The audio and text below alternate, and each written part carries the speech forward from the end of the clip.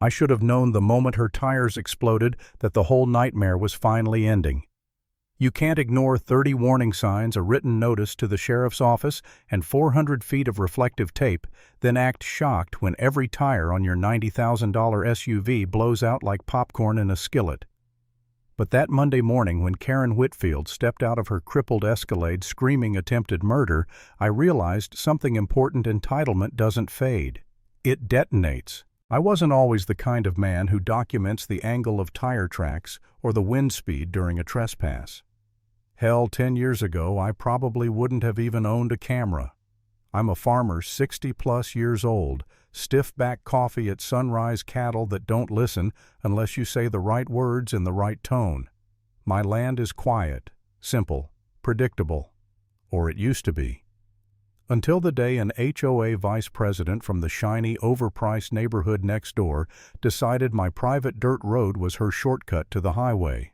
The first time I saw her, it felt like watching a tornado drop out of a clear blue sky. I was standing on my porch mug, still warm in my hand, when a white Cadillac Escalade came flying over the ridge, big, arrogant, and completely off the actual road.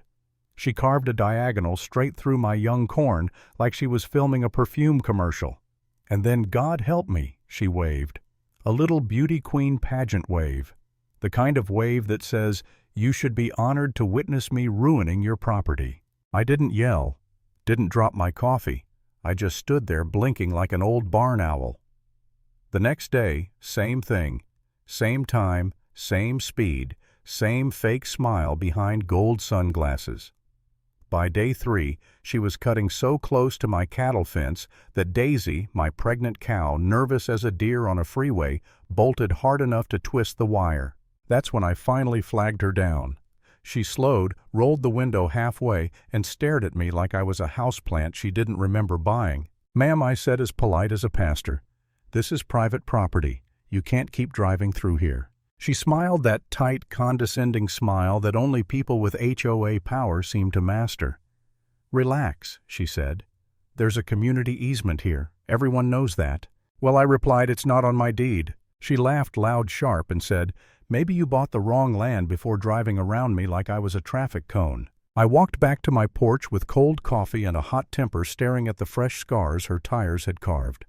My neighbor Hank stopped by later, saw the tracks, and whistled low. Creekview Bluffs, he muttered. Those folks think the whole planet is one giant cul-de-sac. She ain't stopping unless something makes her. He was right. She didn't stop. Not Thursday, not Friday, not the week after. She honked twice every morning like she was clocking in for her shift of destroying my property. So I went to my lawyer, Priya Singh, a woman whose patience could shame a saint.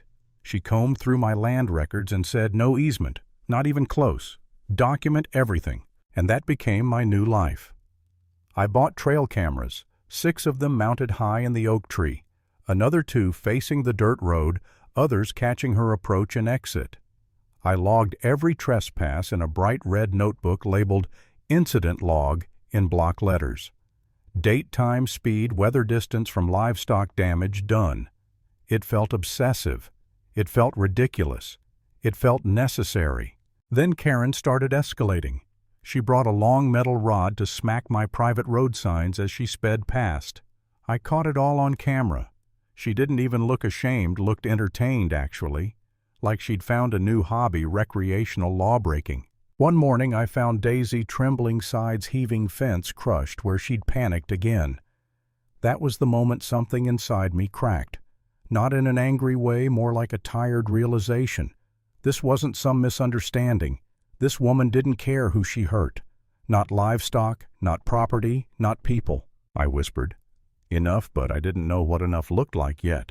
When I showed Priya the latest footage, she studied it quietly. Keep documenting. Don't confront her again. Don't give her anything she can twist. Twist. Funny word. Because a week later the HOA sent me a letter claiming that I was harassing them, that I was blocking a legal easement, that I was making hostile gestures toward a respected HOA officer. I slammed the letter on the kitchen table. Am I losing it? I asked Priya on the phone. Am I actually the crazy one here? No, she said. You're not crazy. You're dealing with someone who assumes she's untouchable. But you can't break. Patience wins cases. Anger loses them. I wanted to believe her. I really did. But some nights when the cameras pinged with her routine 7:15 a.m. trespass, I found myself whispering, maybe she wins. Maybe I am too old for this. Then one afternoon after Karen sped through twice in the same day, something in me steadied. If Karen wanted a fight, I'd give her one, but I'd fight the way Priya taught me, the way the law demanded, with preparation. I spent hours researching legal deterrents, things that wouldn't harm a person but would stop a vehicle dead in its tracks.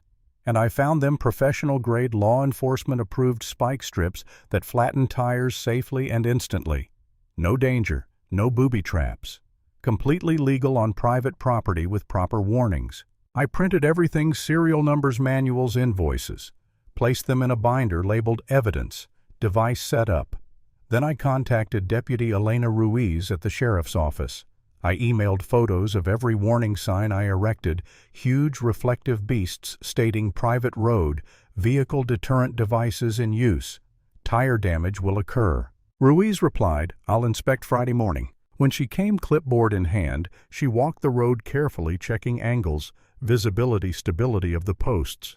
Anyone ignoring these signs is doing it intentionally, she said. Exactly what I needed. That weekend I barely slept. Waiting is harder than fighting. It eats at your nerves. Monday arrived heavy and humid.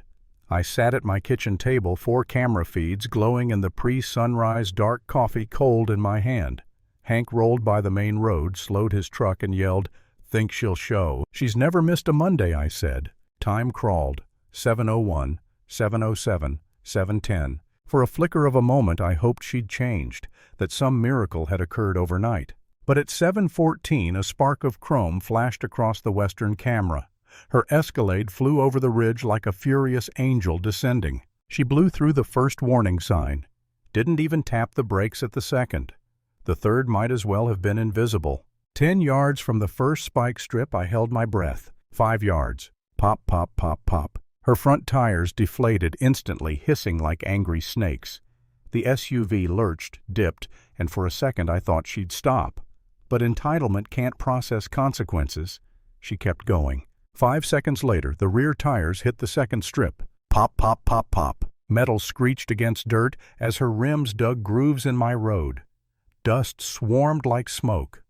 Finally, the Escalade gave up rocking to a pathetic stop between 2 neon yellow warning signs she had chosen to ignore. I exhaled. Not victory, just inevitability. Karen stepped out, face, twisted hair, wild sunglasses, flashing accusation.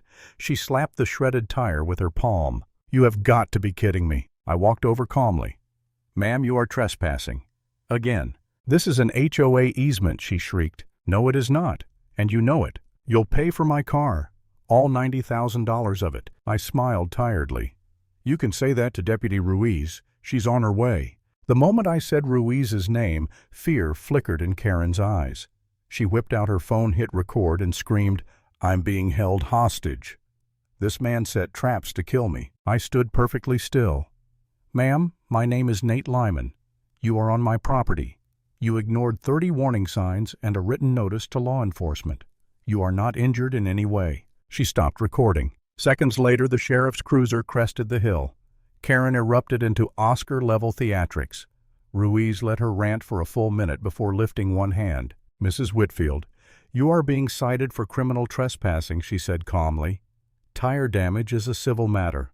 Arrange towing at your expense. The tow truck driver arrived, whistled low, and said, Somebody had a rough commute. Karen shoved a black card at him. Declined. Tried another. Declined. Ruiz raised an eyebrow. Another method of payment, ma'am? Karen turned on me, shaking. You enjoying this? No, I said honestly. But I'm relieved it's documented. The tow truck hauled her ruined Escalade away, rims shrieking against the metal bed. Karen stood in the dust, citation in hand, looking like a tower of arrogance finally stripped down to bare bones. I thought that would be the end of it. But it was only the beginning. 2 days later, Hank came by laughing so hard he could barely talk. Neighbor, he said, wiping tears, your little tire popper incident is all over Facebook. Folks are calling her Spike Strip Sally. I groaned. That's terrible. Oh, it is, he grinned. But that's not the best part. HOA had an emergency meeting missing funds from the legal budget. Guess whose name is on every disbursement? I froze. Karen. Bingo. Using HOA money to pay her lawyer. Folks are madder than a kicked hornet nest.